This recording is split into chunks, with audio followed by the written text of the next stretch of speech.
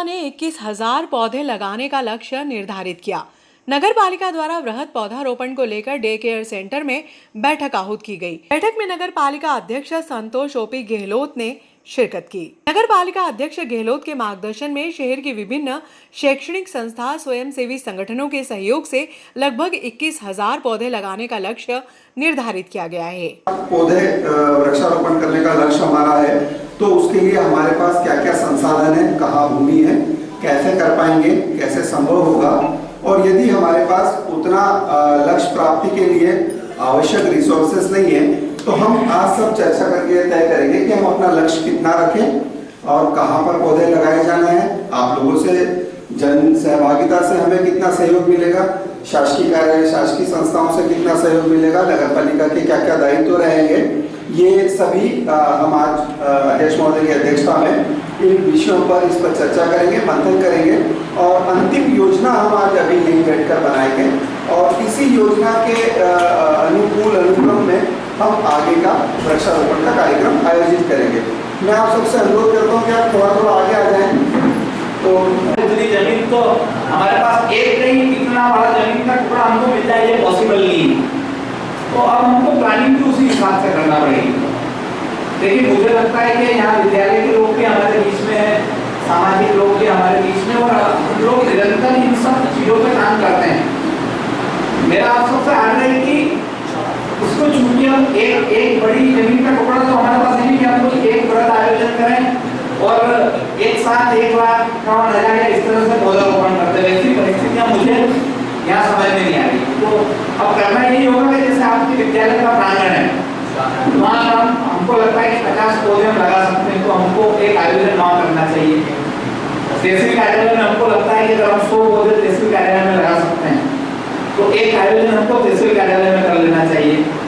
हमारे जितने एसेट्स हैं नगर पालिका के, जितने हमारे बगीचे हैं 10-12, और जो हमारी दूसरी एसेट्स है, मुझे लगता है कुछ भी 2-4 हज़ार पौधे हम भी लगा सकते हैं, तो हम भी उसकी प्लानिंग करेंगे। लेकिन मेरा आप सबसे आग्रह है कि आप सब लोग समाज के विभिन्न वर्गों से हैं और समाज आपकी ज़्यादा सुनता है, क्योंकि दरअसल जब हम लोग राजनीतिक क्षेत्र में काम करते हैं और जनप्रतिनिधि हो जाते हैं तो अधिकारियों की और जनप्रतिनिधियों की अपेक्षा लोग सामाजिक लोगों की सुनना और मानना ज्यादा पसंद करते हैं। मेरा आप सबसे आग्रह है कि इस सब में आपका कंट्रीब्यूशन बड़ा होने वाला है। हम लोग जो मंच पे हैं वो तो आपके बताए हुए मार्ग पे चलने वाले लोग हैं। आप जैसा कहेंगे कि आज साथ गुरुकुल विद्यालय में आप टाइप कर लो, हम आ जाएंगे। जैसे नहीं है आटा सेक्टर में, वहाँ अच्छा बड़ा प्रोग्राम हो सकता है, मतलब 30-40 हज़ार पौधे एक प्लेस में रख सकते हैं। हम मुख्य मुद्दे पर आ जाते हैं। शासन के जो निर्देश हैं वो मैं आप सबकी जानकारी में एक बार ला दूं। शासन ने ये कहा है कि पौधारोपण का कार्य नगरीय निकाय की भूमि, शासकीय भूमि, कॉलोनियों के उद्यान, अन्य खुली पड़ी भूमि, चारागाह क्षेत्र, औद्योगिक क्षेत्र, निजी स्कूल, शासकीय स्कूल, अन्य शासकीय भवन और कैंपस, इन स्थानों पर लगाया जाना है।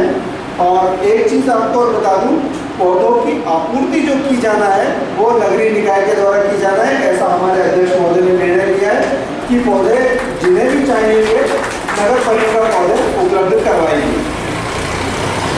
दूसरी जो महत्वपूर्ण बात जो निर्देश में है, जिसके अनुसार हमको काम करना है, वो ये है कि छायादार और औषधीय प्रजाति के पौधों को स्थापित किया जाए।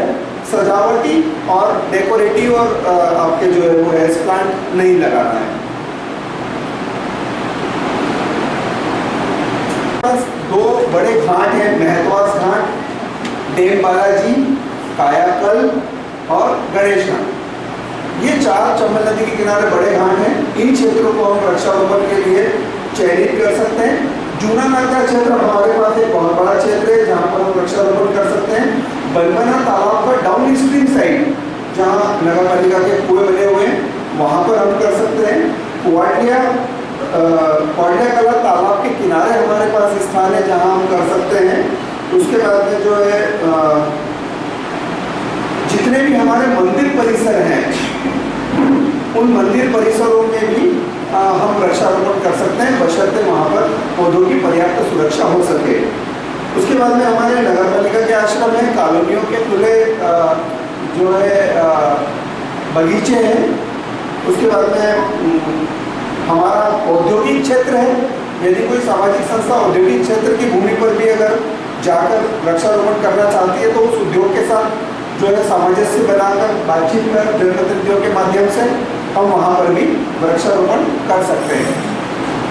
इसके अलावा हमारे पास और जो स्थल है वो जूना नागदा का जो ईंट भट्टे वाला क्षेत्र है वो बहुत बड़ी भूमि है और हम उसका भरपूर उपयोग कर सकते हैं। तो इन क्षेत्रों में कॉलोनियों के खुले बगीचे में, धार्मिक मंदिरों के आसपास और शासकीय बगीचों में और ये शासकीय भूमि में ये स्थान है। और मैं आपसे ये अनुरोध करना चाहूँगा कि कृपया आप अपने परिचय के साथ आप अपनी क्या प्रस्तावित योजना है वो हमारे साथ साझा करें। बहुत सारी जगह है, बरसों की बहुत सारी जगह है और हम चाहते भी हैं, हमारे पार्षद भी चाहते हैं और हम भी चाहते हैं, गाँव के लोग भी चाहते हैं कि यहाँ पे कुछ हरे भरे पौधे लगाए जाए। और दिक्कत ये रहेगी कि वहाँ पर आवारा को अगर ट्री गार्ड की व्यवस्था हो जाएगी तो हम आपको विश्वास दिलाते हैं कि हम जितने भी पौधे लगाएंगे बराबर सुरक्षित और सही सलामत उनको जब तक रहेंगे व्यवस्थित रखते रहेंगे। आती है या कोई प्लानिंग आता है तो वो भी आप नगर पालिका को शेयर कर सकते हैं, समक्ष में मिलकर भी या चिट्ठी लिखकर भी। मैं फिलहाल 101 पौधे काटा रही हूँ। का संस्थापक फाउंडेशन 4 साल से लगातार पौधारोपण कर रहे हैं और ये पौधारोपण जो पिछले सालों से लगाए हुए तकरीबन हमारे 80 से 90% पौधे बड़े आकार ले चुके हैं। और अभी मैं सीधा मकरावा में मतलब 100 पौधे लगाते हुए आ रहा हूँ। घर की सीधे मीटिंग का खबर लगी थी तो यहाँ पर सीधा आया हूँ। वहाँ पर भी ग्रामीण क्षेत्र में हमने 100 पौधे लगाए हैं, ग्रामीणों में पंचायत में धार्मिक स्थलों पर भी पौधे लगाए हैं। कुछ खेत की जो मेड़ है उसमें बांस के पौधे भी रोक के आए और हमारा उद्देश्य पौधा लगाना और उसको वृक्ष बनाना है। यही उद्देश्य लेके पिछली बार में जो लगाए थे पौधे गोस्वामी साहब के साथ CSP रतन साहब आज वो तकरीबन 8 से 10 फीट से ऊपर जा चुके हैं। लगातार हम कोशिश कर रहे हैं और अभी भी कोशिश जारी है। अभी हाल ही में एक ऑफिस में भी हमारी कोशिश जारी थी और होने वाला था पौधारोपण मंगलवार को, लेकिन कुछ भी आप सभी का बहुत बहुत मैं धन्यवाद करना चाहूँगा नगर पालिका परिषद की तरफ से। और हम अतिशीघ्र दूसरी बार अपनी योजना को व्यवस्थित करने के लिए मीटिंग करेंगे, बैठेंगे और आगे चर्चा करेंगे। मैं अध्यक्ष महोदय से अनुरोध करूँगा कि आज की बैठक समाप्त करें। वृक्षारोपण कार्यक्रम के तहत आज डे केयर पर एक आवश्यक बैठक हमने हमारे सभी समाज के वरिष्ठ राजनीतिकगण, सारे पत्रकारगण, सारे वकील, सारे डॉक्टर, सारी सामाजिक राजनीतिक संस्थाएं और विशेष वरिष्ठजनों के माध्यम से आज हमने डे केयर पर एक वृक्षारोपण के संबंध में एक बैठक रखी थी। और मैं आपको बताना चाहूँगा मीडिया के माध्यम से कि निश्चित ही ये बैठक बहुत अच्छी रही है, क्योंकि जिसने भी, चाहे मैं स्कूल की बात करूँ, चाहे मैं सामाजिक संस्थाओं की बात करूँ या चाहे मैं अन्य किसी की बात करूँ, सब ने इस बात को बड़े ही गंभीरता से लिया और बड़ी सहज अनुभूति दी है कि नागदा शहर में वास्तव में पौधे लगाने के लिए हम सब लोग इच्छुक हैं। हम लगातार देख रहे हैं कि जब भी कोई आजकल एक परंपरा चल गई कि जब भी कोई नया कार्यक्रम होता है पौधा लगाया जाता है। चूँकि शासकीय कार्यक्रम और नगर पालिका द्वारा हमने प्रारंभिक लक्ष्य, मैं कहूँगा प्रारंभिक लक्ष्य अभी हमने 21,000 पौधों का लिया है। और आज माननीय तहसीलदार साहब हमारे साथ में थे, सोनी साहब हमारे सीएमओ साहब, हमारे उपाध्यक्ष जी, हमारे पार्षद भाई विक्टर यादव जी, हमारे अनिल साहनी जी, हमारे सुभाष रावल जी, योगेश मीणा जी, हमारे कई पार्षदगण, अनिल जोशी जी से वरिष्ठ पार्षदगण भी आज हमारे साथ थे और सभी ने इस बात में अपनी सहमति प्रदान की और निश्चित अपने लक्ष्य को पूरा करेंगे। और धीरे धीरे ये तो चूँकि प्रारंभिक लक्ष्य हम जो हमारा जो हमको जो लक्ष्य दिया उस लक्ष्य को पूर्ति के लिए हम लगातार काम करके नगर पालिका अध्यक्ष संतोष ओपी गहलोत के नेतृत्व में इस शहर को हरा भरा करने के लिए लगातार प्रयास करते रहेंगे। आज हमारे नगर पालिका के अध्यक्ष संतोष ओपी गहलोत जी के नेतृत्व में डे केयर सेंटर में एक वृक्षारोपण के कार्यक्रम की बैठक हमारे नगर के प्रमुख लोगों को बुलाया गया उसके बीच में हमारे नगर के तहसीलदार साहब, हमारे वरिष्ठ नेता अशोक साहनी जी, अनिल जोशी जी, हमारे पार्षद बिट्टू यादव जी, सतीश केतवाल जी, नगर पालिका सांसद प्रतिनिधि ओपी गहलोत जी, ये समस्त के बीच में आज एक निर्णय लिया गया कि इस नागदा नगर को हरा भरा करने के लिए 21,000 पौधे का लक्ष्य लिया है। ये प्रारंभिक है, उसके बाद में हो सकता है कि हम और भी अधिक पौधे लगाएंगे, लेकिन इस पर्यावरण के लिए हम ज़्यादा से ज़्यादा पौधा लगाएंगे और सभी की इच्छा है कि इस नागदा के लिए हम सभी पौधा लगाएं। ये 15 जुलाई से हम इस कार्यक्रम को प्रारंभ करेंगे और इसका 15 सितंबर तक ये कार्यक्रम पौधारोपण का चलेगा। बिलाग्राम पुलिस थाना परिसर में गुरुवार की दोपहर में सीएसपी ब्रजेश कुमार श्रीवास्तव की मौजूदगी में शांति समिति की बैठक आहूत की गई। मुहर्रम व अन्य आगामी त्योहारों को लेकर बैठक में चर्चा की गई।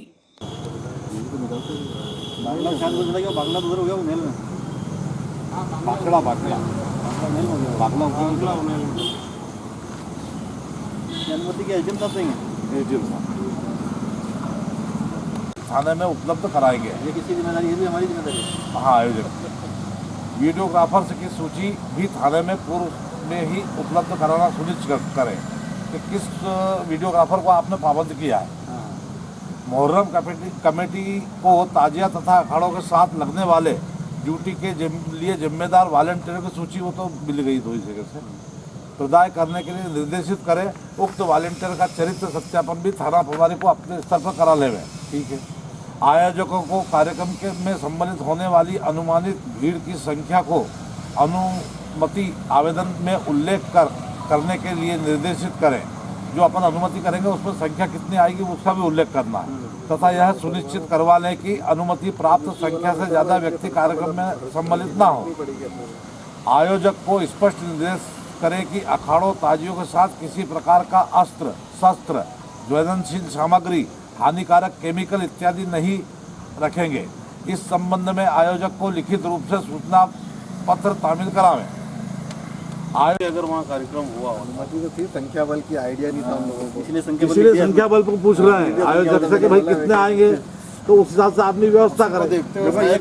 ये कार्यक्रम ऐसे रहते हैं जी कि इसमें कोई अपन ने किसी को निमंत्रण तो दिया नहीं। हाँ। तो अपने को मालूम रहेगा आयोजन कितने आएंगे। मोटा आंकड़ा तो सरपंच साहब अपन सालों से निकाल रहे हैं, गाँव के साथ मालूम पड़ जाता है।